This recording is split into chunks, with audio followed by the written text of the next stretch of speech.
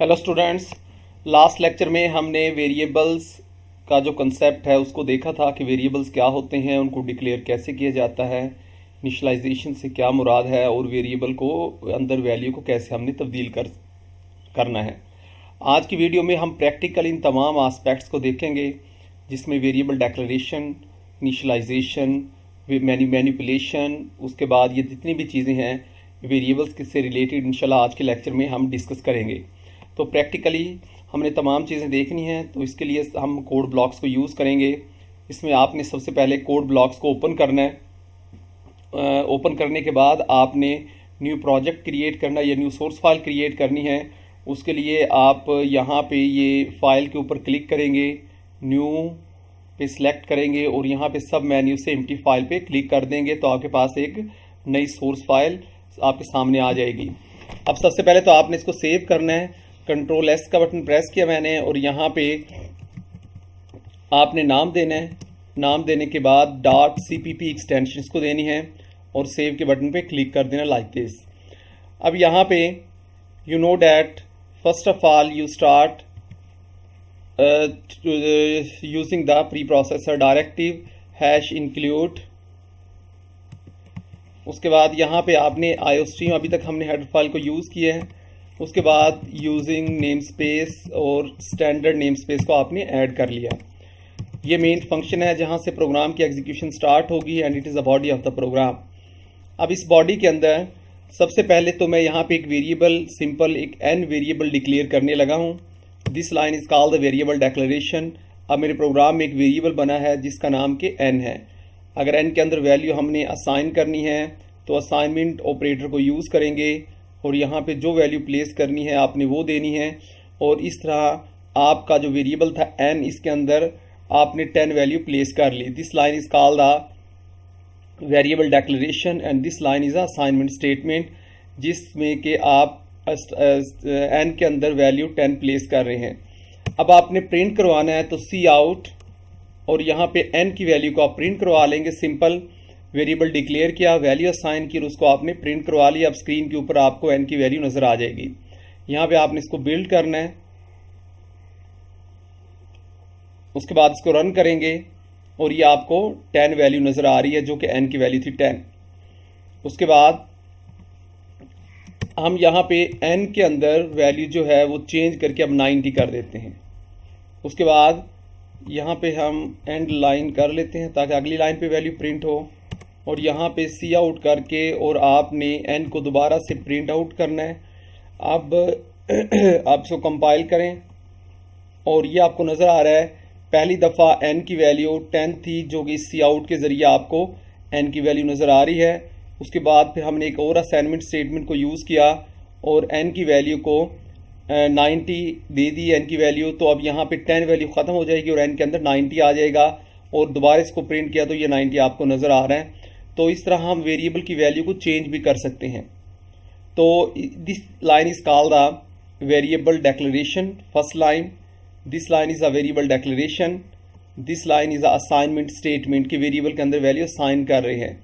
उसके बाद सी आउट के ज़रिए आपने वेरिएबल की वैल्यू को प्रिंट किया और फिर आप n की वैल्यू को चेंज कर रहे हैं, 90 आप प्लेस कर रहे हैं। इट इज़ असाइनमेंट स्टेटमेंट और ये आपके पास कंसोल आउट जो कि आउटपुट के लिए आप यूज़ करते हैं और वेरिएबल की वैल्यू को प्रिंट कर लिया आपने। अगर आप ये n की वैल्यू जो है जब डिक्लेयर कर रहे हैं, डिक्लेयर करते हुए n के अंदर वैल्यू को प्लेस कर दें, it is called the assignment initialisation. Sorry, यहाँ पे वेरिएबल डिक्लेयर किया जा रहा है और डिक्लेरेशन के टाइम ही आप इसके अंदर वैल्यू असाइन कर रहे हैं। This line is called the variable initialisation.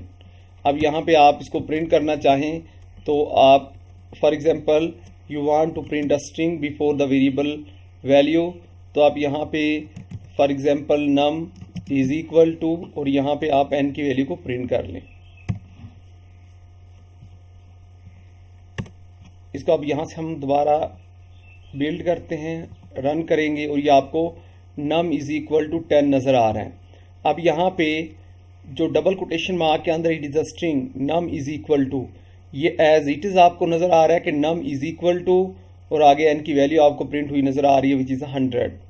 तो this is called the variable initialisation कि जब वेरिएबल बनाएं और बनाते वक्त ही उसके अंदर वैल्यू प्लेस कर दें, it is called the initialisation. Next concept was the manipulation, कि वेरिएबल्स को कैसे मैनिपुलेट कर सकते हैं। अब यहाँ पे मैं n1 first variable, n2 is a second variable and sum is a third variable. Now three variables of type integers are being declared. अब यहाँ पे n1 n2 और सम के नाम से तीन वेरिएबल्स आप डिक्लेयर कर रहे हैं। n1 के अंदर वैल्यू प्लेस कर देते हैं हम for example 10। In the same way n2 के अंदर वैल्यू प्लेस कर देते हैं 80 और next sum is equal to और n1 प्लस n2। अब यहाँ पे हम प्रिंट कर लेते हैं, सी आउट करेंगे और sum is equal to as it is print होगा और आगे सम की वैल्यू प्रिंट हो जाएगी। अब पहली जो लाइन है it is a variable declarations. आप तीन वेरिएबल डिक्लेयर कर रहे हैं with name n1 n2 and the sum. तो मेमोरी के अंदर तीन जगह बनेंगी n1 n2 और सम के नाम से। उसके बाद पहले वेरिएबल के अंदर वैल्यू 10 प्लेस की जा रही है। अब 10 को उठाया जाएगा और उठा के n1 के अंदर प्लेस कर दिया जाएगा। जैसे कि हमने डिस्कस किया लेक्चर के दौरान कि this is called the assignment operator. और असाइनमेंट ऑपरेटर क्या करता है, राइट हैंड साइड पे जो वैल्यू है उसको उठाता है और लेफ्ट हैंड साइड पे जो वेरिएबल है उसके अंदर प्लेस कर देता है। अब 10 को लिया जाएगा और 10 n1 के अंदर प्लेस कर दिया जाएगा। In the same way 80 will be place in the variable n2 and the third line जो इसके अंदर है, fourth line sorry, n1 plus n2। अब n1 प्लस n2, n1 एक वेरिएबल है, इसकी वैल्यू प्लस की जाएगी n2 वेरिएबल की वैल्यू से। n1 की वैल्यू 10 है, n2 की वैल्यू 80 है। 10 plus 80 is 90, 90 will be place into sum और उसके बाद आपको sum is equal to as it is नजर आएगा और साथ ही सम की वैल्यू नजर आएगी। इसको हम रन करके देख लेते हैं प्रोग्राम को। अब ये सम इज इक्वल टू 90 आपको नजर आ रहा है। ये जो sum is equal to as it is यहाँ पे नजर आ रहा है और सम की वैल्यू 90 जो कि हमने इस मैनिपुलेशन के बाद इसकी वैल्यू को अपडेट किया था। अब यहाँ पे आपको इसकी वैल्यू 90 नजर आ रही है। तो इसी तरह से आप वेरिएबल्स को जो मर्जी फार्मूला लगा के और आप इसको मैनिपुलेट कर सकते हैं।